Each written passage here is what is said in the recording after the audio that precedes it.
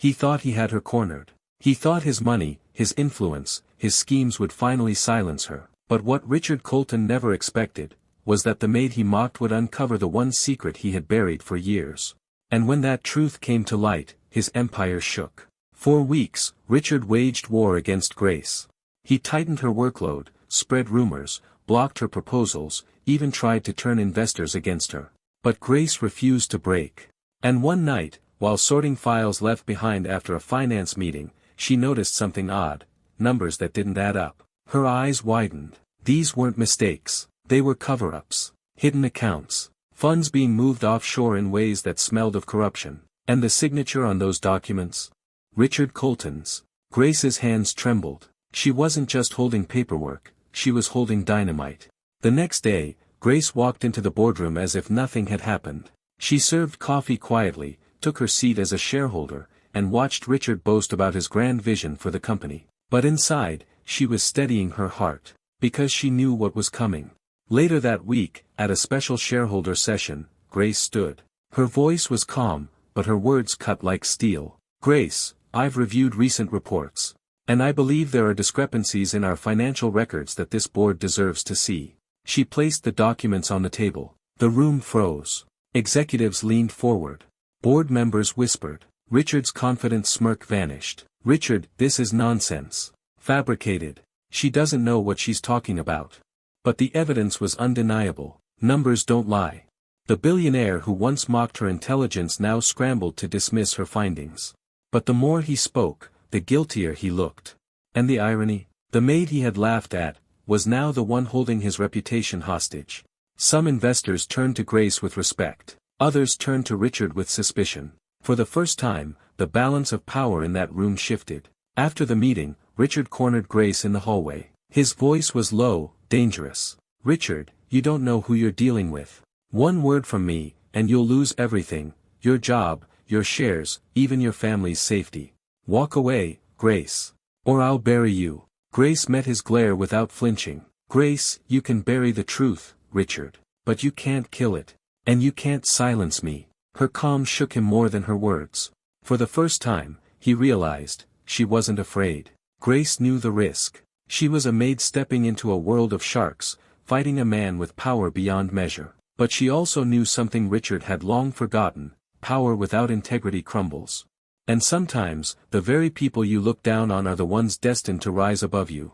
But Richard wasn't finished. That night, he made a call, to men who didn't work in boardrooms, but in shadows. If corporate power couldn't silence Grace, intimidation would. And as Grace walked home under the city lights, a black car slowly pulled up behind her. Its engine purred. Its windows dark. She sensed she was no longer just fighting for dignity, but for her life. She had humiliated him in the boardroom. She had uncovered his secrets. And now, Grace was no longer just a threat to Richard Colton's pride, she was a threat to his empire. And when a man like Richard feels cornered, he doesn't fight with words. He fights with shadows. That night, as Grace walked home, the black car slowed beside her. Its tinted window rolled down just enough for her to see the man inside, stone-faced, silent. Her heart raced. The car crept forward, following her every step. Grace tightened her grip on her bag, whispering to herself, Grace, don't show fear. Don't let them see it. She turned into a crowded street, disappearing into the flow of people. The car didn't follow. Not tonight. But the message was clear. Richard was watching. And he was warning her. Back in his penthouse, Richard slammed his glass against the table. Richard, she thinks she can embarrass me, expose me. I'll destroy her before she even gets the chance. His advisor tried to calm him. Sir, if the board sees these threats traced back to you, Richard, I don't care. She's a maid, and I will remind her of her place. But what Richard didn't realize was that every move he made out of anger was tightening the noose around his own neck. Grace sat in her tiny apartment,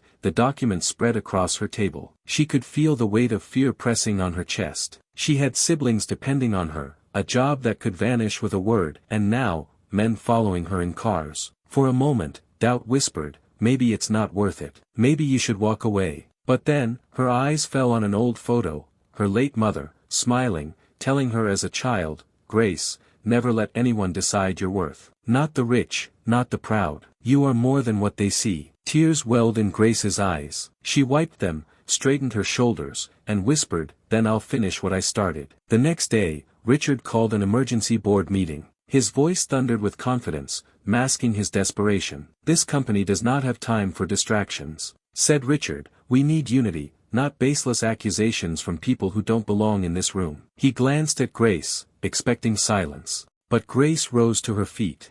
Calm. Composed. Documents in hand. "Grace, unity without truth is corruption. And corruption destroys companies, faster than any enemy outside these walls." She placed her evidence on the table: numbers, transfers, proof. The board members leaned in, their eyes widening as the truth stared back at them. Richard's face turned red. His mask of charm slipped into raw fury. Richard shouting at the top of his voice, "You think anyone will believe you over me? You're a maid. Nobody. Without that mop, you're nothing." His voice echoed across the room, venom dripping from every word. But in that moment, his arrogance became his undoing. Because the board saw not a leader, but a man unraveling. And Grace, she stood in silence, her dignity towering above his rage. It was the ultimate irony. The billionaire who believed power made him untouchable was now powerless against the one person he thought beneath him. Because true power isn't in wealth, it's in integrity. And Grace, the maid he mocked, had more of it than Richard ever would. But Richard wasn't finished yet. That night, as storm clouds rolled over the city, he made a final call. His voice was cold, dangerous.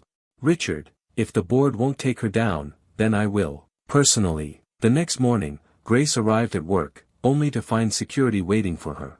"Grace Thompson, you're under investigation. Effective immediately, you're suspended from the company," said the security guard. Grace froze. Richard smirked across the lobby, his voice dripping with satisfaction. "Game over," said Richard. But little did he know. Grace's greatest move had yet to be played. For months, he tried to break her.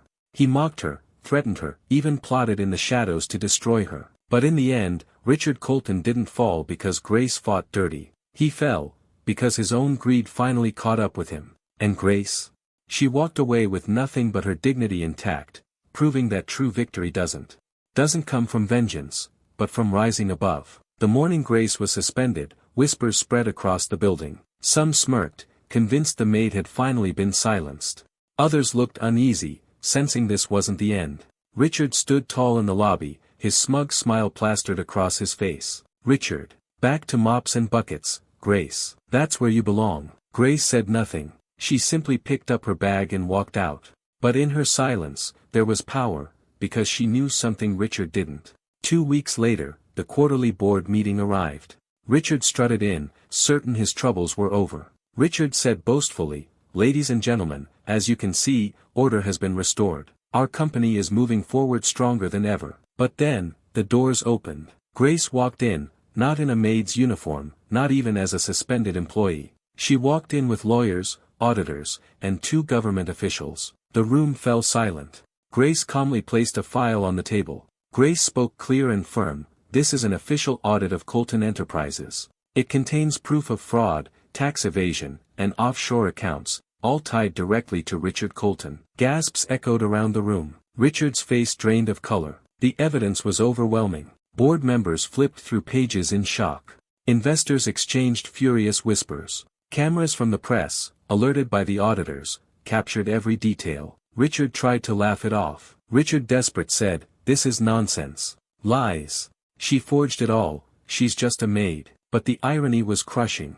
The more he shouted, the more he revealed his guilt. And in that moment, the billionaire who once mocked her intelligence, who once told her she was nothing, was reduced to a desperate man begging to be believed. The board demanded Richard step down immediately. Security moved forward, ready to escort him out. All eyes turned to Grace, expecting her to gloat, to smile at his downfall, to bask in revenge. But she didn't. Grace simply stood, calm and dignified, said, Grace softly, with strength, "I never wanted revenge. I only wanted respect. And the truth." With that, she gathered her papers, turned, and walked out, her head high, her dignity unshaken. And so, Richard Colton's empire collapsed, not because Grace destroyed him, but because he destroyed himself. The maid he once mocked rose above him, not with vengeance, but with quiet strength. Because true power is not about stepping on others to rise. It's about standing tall when the world tries to push you down. Grace had shown the world that dignity always wins over arrogance.